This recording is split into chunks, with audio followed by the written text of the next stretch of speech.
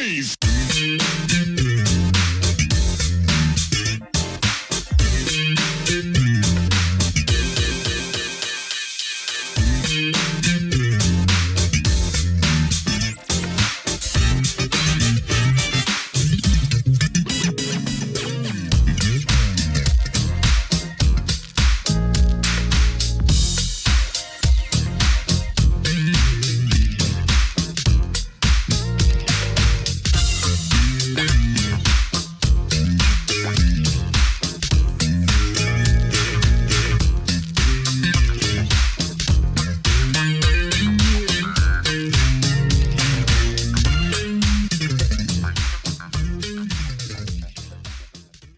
Welcome back to the next part of this Truth and Rhythm episode. Be sure to subscribe to this channel. If you've already done so, please share it with friends. Also become a member by joining Truth and Rhythm on Patreon, or consider donating at funkinstuff.net. Thank you so much for your interest and support. Enjoy. What was different for your guys' second record? You know, was there pressure to repeat the success, and what do you remember about that? Second record or second album? Second album. Okay. Well, no. In other words, we wanted to try to repeat the success that we have. But I think what happened there, Jeff Lane had started another group that he was producing called Brass Construction. Okay, and in all honesty, I think the fact that we had such a success with our sound, I think a lot of that was transferred over to Brass Construction. Yes. And I think some of it was taken away from us, because I think they were trying to get that BT Express sound. In the meantime, we seemed to get away from what we were doing that made us successful in the first place. But I think it was part of us, and I think it was a lot had to do with the record company itself. Yes. Rick used to say they're trying to give our sound to Brass and Brass the sound to us. Mm-hmm. So I agree with him. Because they took a lot away. They wouldn't let us be ourselves. Yeah. They wanted us to play things that we didn't want to play, like play this line, play this riff. I said, but that's not what I feel, So they took away our feeling towards, like, Do It To You and Here Come the Express. That was us. We put ourselves in those songs, you know? And they took all of that away, trying to make another hit for someone else. Yeah. Right. I think what that taught us and what they should have learned and what entertainers should learn is that if something works, stick with it. You understand? And after a while, if it's not working, the public will let you know by stop buying your records. But don't ever go in another direction on something as long as the direction you was in is working. In other words, when people hear you, they know that's you. When you hear Barry White, you know that's Barry. You hear Isaac Hayes, and we hear Earth, Wind and Fire, you know that's Earth, Wind and Fire, or the Ohio Players. So I'm just saying that to say I think one of the big mistakes that was made with us is that people, I don't even know if it was an accident, it may have been on purpose, just took a sound away from us that was originally good. It worked, and then we didn't come back with it. And you have to come back with whatever works as long as the people are buying it. Yeah. It's not working, they'll let you know, but they'll stop buying it. Very simple. Yeah. Of course, that second record, Nonstop, though, still went to #1, and you had Peace Pipe and Give It What You Got on there. And I think I remember seeing you guys on Soul Train back then. How was that experience? Was that a kick? Excellent, man. I mean, Don Kanigas, really a nice guy, down to earth. And he was just happy to have us. He was happy for our success and whatnot, and easy-going guy. He's the same way in person as you see him on TV. He's easygoing, very. But we I remember the first time we went out there they tape a couple of those shows at the same time. I remember I got a chance to meet and take pictures with the Fifth Dimension. I think I still got some pictures now with Marilyn McCoo and some of the other members. And that was really an experience. That was a great thing. I enjoyed that. Soul Train was a great experience. Oh yes, it was. And Dick Clark show. The Dick Clark is another one who's down to earth and makes you feel at home as soon as you walk in there, you know. The first time we did the Dick Clark show, we were leaving out of Detroit, and it was snowing so bad, we didn't know if we were going to be able to get out of Detroit to get into California to do the Dick Clark show. We were like one of the last planes out. And after we left Detroit with all of the snow, we get out to California, it's 80 degrees. We said, well, that's the place we need to be. And Dick Clark said, yeah, you guys like this, right? You like this kind of weather. Absolutely right, man. That's right. Oh, yeah. That California weather is great. Yeah, especially San Diego. If you ask me my favorite place, San Diego. Oh, yeah. Yeah, can't argue with that. I'm from Los Angeles originally, so. Yeah. But they used to kid about the Los Angeles smog, but there's no smog in San Diego. There's definitely that's like being on a tropical island with all the palm trees, the coconuts and whatnot. But it's right here in the United States. So that's definitely one of my favorite cities. Yes, Diego. What was Barbara like? But Barbara was a good singer. I think with Barbara, I think one of the things with her is that she was always a big fan of Gladys Knight. And I think that one of the things that may have held her back eventually is being able to not connect or not get out of that sound of Gladys Knight. That was like her hero, you know, Gladys Knight, you know. And but she had a nice voice. But Barbara had a good voice. Oh yeah. Yeah. But definitely in that Gladys Knight mode though. Yeah, she was a very good friend of Jeff. You know, Jeff Lane. I think Jeff introduced her to the group. No, actually. No, he didn't. To Terrell, because remember she was singing right. Wee Willie and the Winners. Yeah. Oh, yeah, she was singing You're right. Winners, yeah. And we were looking for a singer, and when Terrell came over, he talked about her coming over as well, you know. Yes, I met her through Terrell. It sounds like in a way the Brass Construction was sort of a rival in a way. Did you guys do any shows together? Yeah. We did shows with them. And no, I never looked at it as being a rivalry. You know, like I said, we were connected with some of the same people like Jeff Lane. And the only thing I'll say that in the end, that may have actually worked against us only from the standpoint that I think our sound wasn't kept as well as it should have been.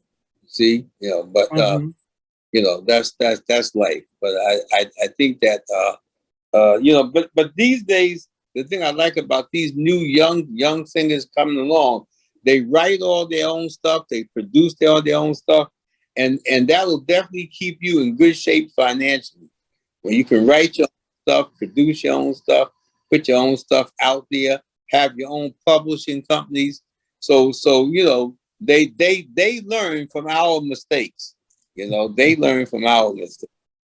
But that's life. That's how it goes. You know? Yes, I think a lot of people learn from our own mistakes. Yeah. We learn a lot ourselves from our own mistakes. Exactly. You know, by letting everyone trying to take up, everyone trying to write for BT, everyone trying to write this song, and we had so many Indians, so many chiefs.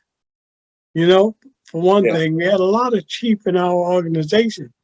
And when we come up with something, no one liked it. No one want to deal with this. I have something better. Here, try this. And the stuff that we felt, they just push it aside. And that was another thing against us.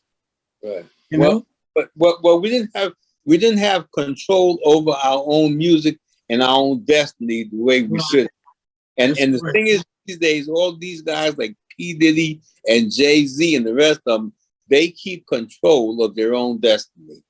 And I have nothing against them at all, because in fact I admired them. Yes. Because they're no nonsense people. Nobody's going to push them around, and as a result, they're multi-millionaires. So, like I said, every era goes through a certain thing, and you learn from that. You learn from other people's mistakes. So, it is what it is. That's right. Well, they talk about the Brooklyn sound, and they mention, brass and BT, and what characterizes that in your guys' mind? Well, we had other groups that came out there, like Crown Heights Sophia, that they were out of Brooklyn, and so a few of the other groups, And I guess the Brooklyn sound is like any other sound. Whatever you create, that becomes the sound of that place. You understand what I'm saying? A lot of the rappers came out of Queens, out of Hollis, Queens. A lot of the guys like Run DMC and some of these other guys, and LL came out of the Hollis, Larry Smith and all of them. So they created that Hollis sound, or that Queens sound, So the fact that you had those groups coming out of Brooklyn, Brass, BT, Crown Heights Affair, Fat Man. Mandrill, was Mandrill from Brooklyn? I believe so. Yeah. Yes. I went to school with one of the brothers, Carlos. Yeah. Mm-hmm. Yeah. Mandrill was out of Brooklyn. Yeah. They were good. They were good groups too. So really sort of like a funk dominated sound that has some disco elements here and there, with a lot of horns, right? Yeah. Yes. Mm-hmm. So as time moved on for you guys, Energy to Burn, Function at the Junction, and there were a lot of great songs throughout those records. I thought personally, Shout It Out was probably my second favorite BT album. I don't know how you guys feel about that, but I felt like that one from front to back was just a little more, again, consistent and funkier overall. With our sound. Yeah. And Shout It Out was a good record. That was another Billy Nichols record. Yeah. I thought that should have been another, it was very good. I thought it should have been another Do Till You're Satisfied. I know, pretty close, because it was a good song. I don't know how it just wasn't pushed enough. You're right. Yeah, that's how I felt too. But the whole record, that whole album, was strong. I mean, You Got Something was not even a single, but I mean, that's a great track. It's just still this day, it just stays locked in my head a lot. Right. Well, I appreciate that, man. Yeah. I appreciate that. Right. Oh yeah. Who'd you guys go out on the road with back then that just killed it on stage, that you sort of admired their show? Oh no, there's not even a question there.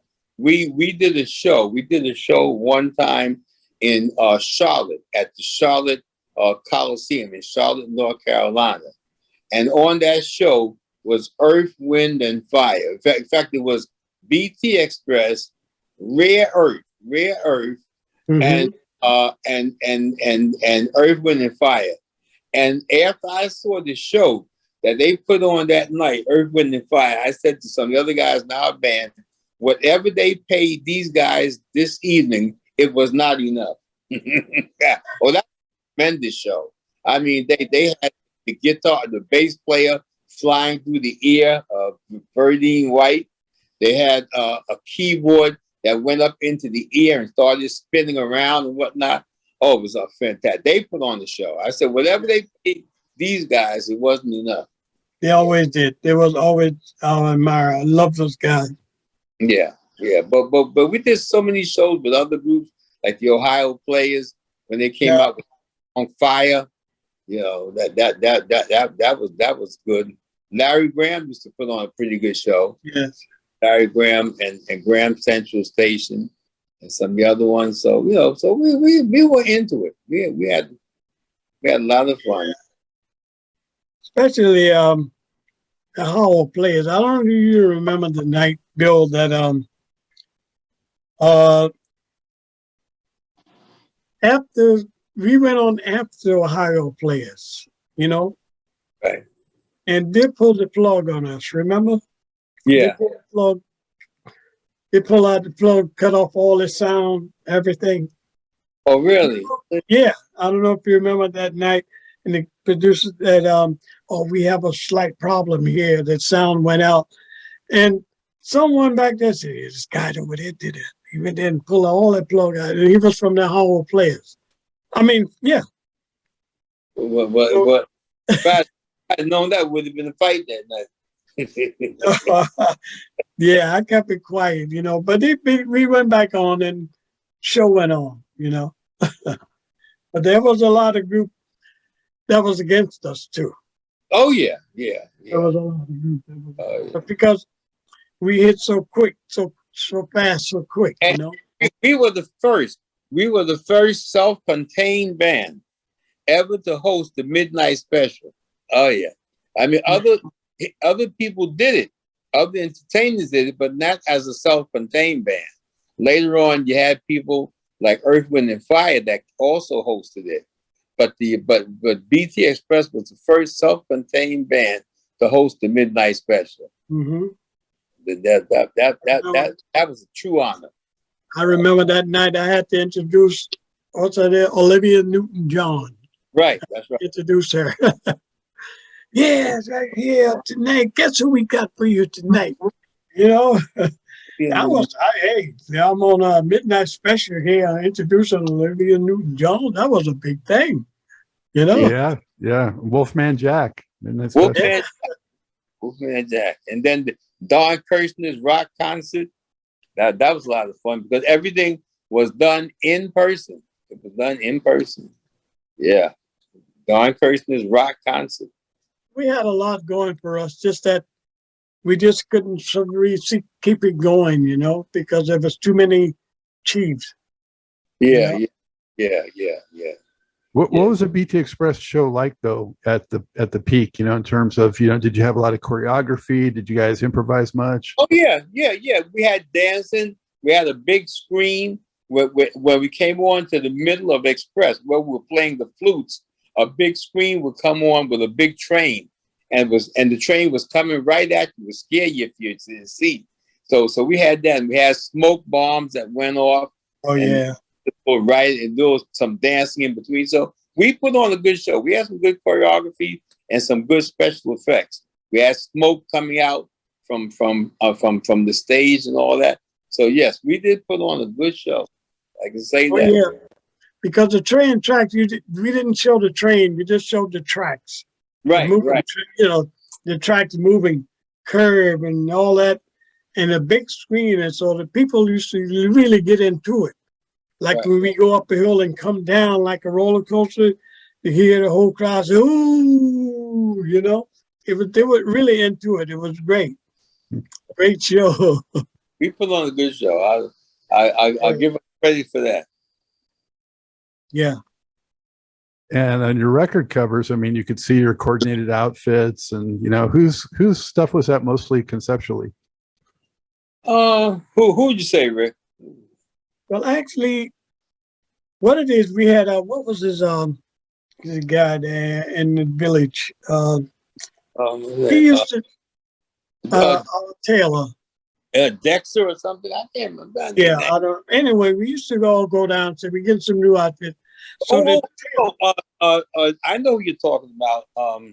So we had a lot of design. The fellow who was Muslim, because he did stuff for Blue Magic and some other people too, and he used to have a guy that would draw up the designs, and then he would do it. I can't think of his name. Yeah, I know. But anyway, we used to all go there and we used to pick out what we like best, and then we have a last vote on which one we're going to get. Right. Yeah, and sometime we had our own design. We took it to the group, say, y'all guys like this, and some did, some didn't, so we would vote on it. Right. But mainly thing was our tailor. We had a very good tailor. He used to come and design all our outfits for us. Yeah, I just can't think of his name. It'll come back to me later. Yeah. Mm-hmm. How do you guys feel about the disco influence and element in BT Express's music? I mean, you were, in my mind, a funk band first, and that was the most prominent element. But you certainly had some disco elements. Oh, Did you ever worry that it was too disco, or how did you feel about the intersection of funk and disco at that time? well, listen, I always have believed you put records out there that you think sound good, and let the public decide what they want to call it. Do they want to call it disco? Do they want to call it rhythm and blues? You just put a good record out there and believe, because during that time, everybody had a certain sound. Like I said, you had Gloria Gaynor and people like that who were out there at that time, Bohannon and people like that. And so it became known as the disco sound. In other words, that was, other people might call it rhythm and blues, but, it became known as the way it was played as the disco sound, but you had other bands like Kool and the Gang who said they actually started out more wanting to play jazz. But again, they put out records like Jungle Boogie and stuff like that. It became what? The disco sound. So, whatever you put out, that's what it's going to be. And Lionel Richie said he used to worry about writing certain songs that didn't really sound into what they were doing, or the Commodores used to do, and country and western. And he told him he said that when the folks from Motown told him, listen, you just write the song, we'll decide who gets to record it. And that's it. So let's put a good record out there, and the public will tell you which way they want it to go. That's how I see it. Yeah. Mm-hmm. Rick, what about creatively, in terms of what you would play? Did you feel like, you preferred more down-tempo, funkier material, or the more up-tempo sort of, dance kind of material? I prefer more up-tempo stuff because, we had a good rhythm. We had solid rhythm, and we feed off each other with our rhythm. We had good rhythm. So I prefer more uptake, rhythm type material, and that's what we strive on, and that's what got us out there, our rhythm. Yeah. Our BT was based on our rhythm. We had good rhythm, good, simple but catchy. Right. And I wanted to continue to that. And today, I tried to write songs and with that rhythm and come up with the different bass line, because I used to come up bass line, actually, Mark, you like this bass line? Let's see if I could. Well, he didn't care for it too much, so I said, okay, let it go. We try something else. But to answer your question, I rather uptake simple with catchy rhythm, Yeah. Right. And you guys had the string element throughout all the records, right? Well, a lot of it. A lot of that records. We started off with Express. Yeah,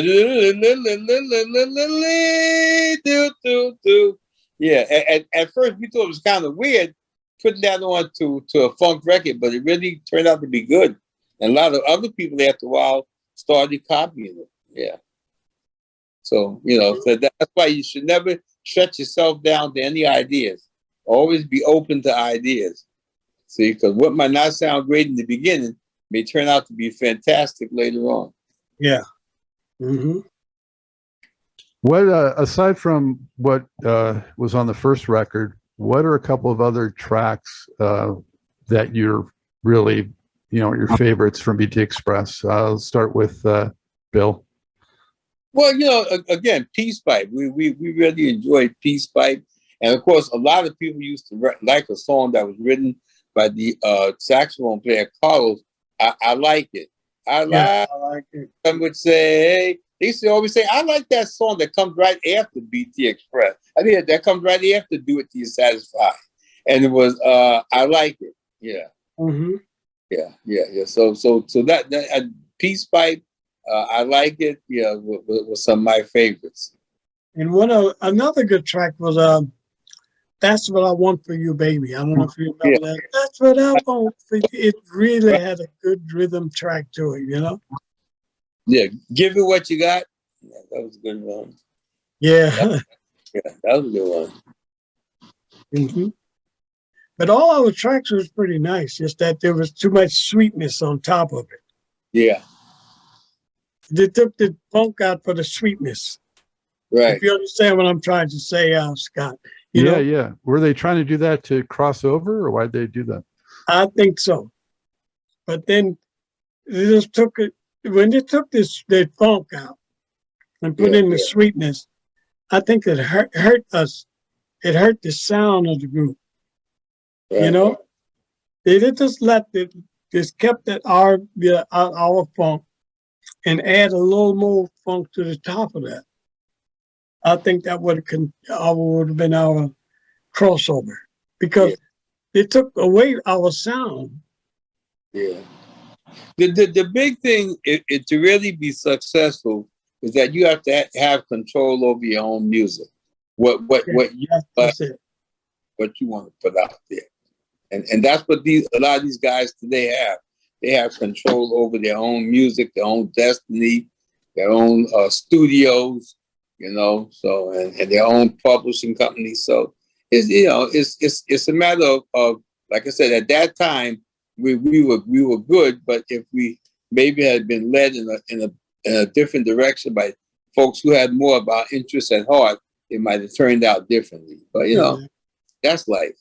Is that something that you realized in hindsight, or at the time it was happening, were you saying, hey, why are they messing with our stuff? Well, no, at that time, we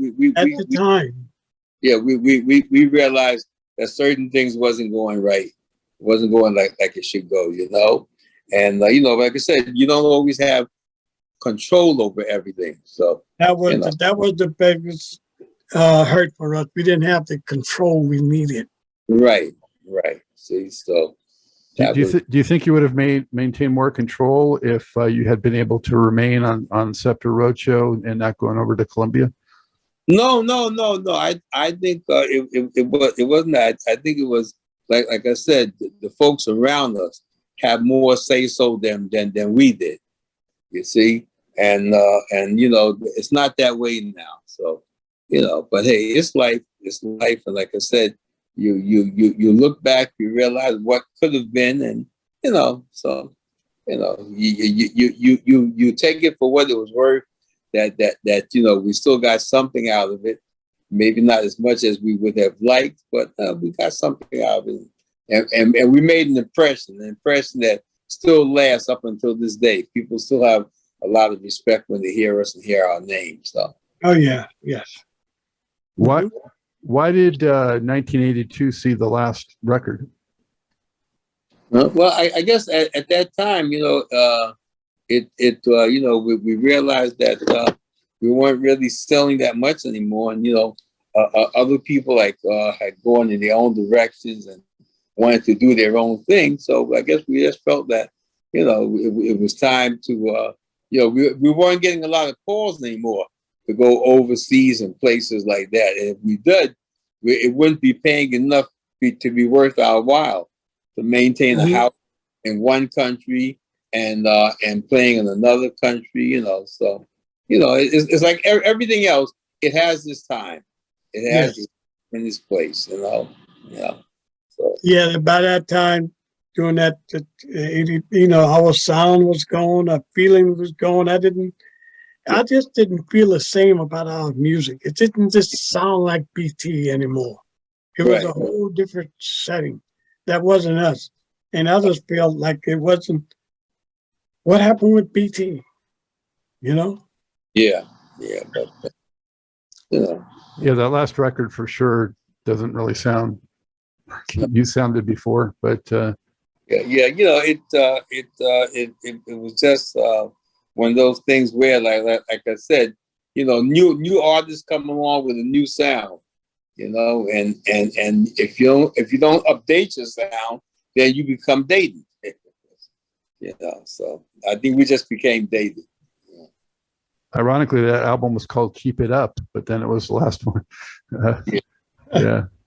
Yeah. So what did you guys go do? Did you still perform at all, or what kind of turn did your lives take? Well, even today I perform. Not with BT Express. My brother Jamal still does some things, once in a while under the name BT Express. But I just play with other local people, and I have fun doing that. I have my own group, the Bill Risbrook All Stars, and whatnot. We have a show coming up, in fact, next month, and so it's everybody's out doing their own thing. Yes, because I perform now in my own group called the Heavenly Homeboys. It's a gospel group. Yeah. We are very popular, and I took some of our old stuff, like Do It and stuff like that, and I rearranged it for gospel. And it's very popular. Yeah. Because it sounds like BT, know? Right. And it's working. And I am in control. Exactly. There's so much funk. There's so much funk in church now with gospel. Yeah. I mean, gospel is a big, huge thing now. Yes. Oh yeah, and it has turned very commercial. I mean, with a lot of the guys, Donnie McClurkin and the CC1 and the rest of them, they have come up with a lot of stuff now, which, as you said, sounds funky and sad. Sometimes you can't tell one from the other. Funk from gospel. It's good. It's good. It gets young people interested. Yes. Keep young people interested. Mm-hmm. Bill, you were mentioning, people like Jay-Z and the rap guys that kind of kept their business in order. But also, I mean, BT Express music has been sampled so much by these artists, and I don't know if you guys, get royalties from that. I hope you do, but sometimes you do, depending on how much they sample, because it's a legal thing there where if you don't go over a certain amount of measures, then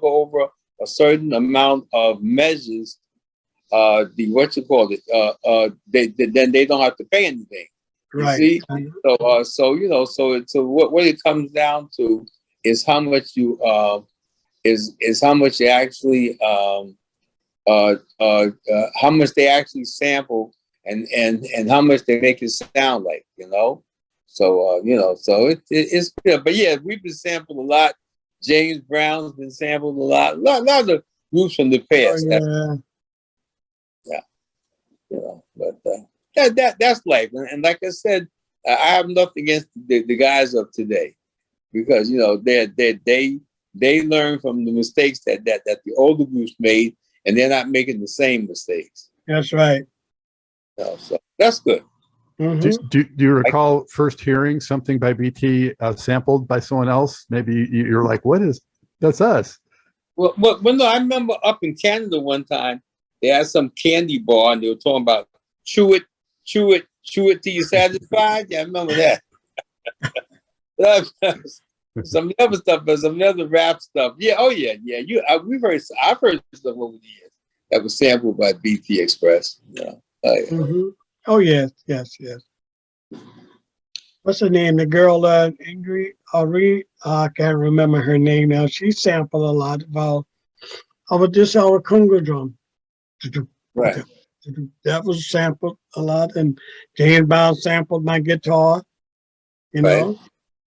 And a few others to rap. They sample a lot. I can't just go into detail. I got to remember everything, but there was a lot of samples. Mm-hmm. I'm getting a sense. I had a question that I was going to ask. If you feel like BT Express gets the respect today that you think the band should, but it sounds like maybe not quite, based on not being able to control your own destiny in some ways. Well, I mean, we still get respect from the people who remember us and like us and whatnot. Yeah. We still get respect. What it comes down to, I guess, is that, like I said, I wish they would play more of us on the radio. I don't hear much. For some reason, they play certain people all the time, and other people. My wife was even saying that they don't play. They see to play BT Express a lot.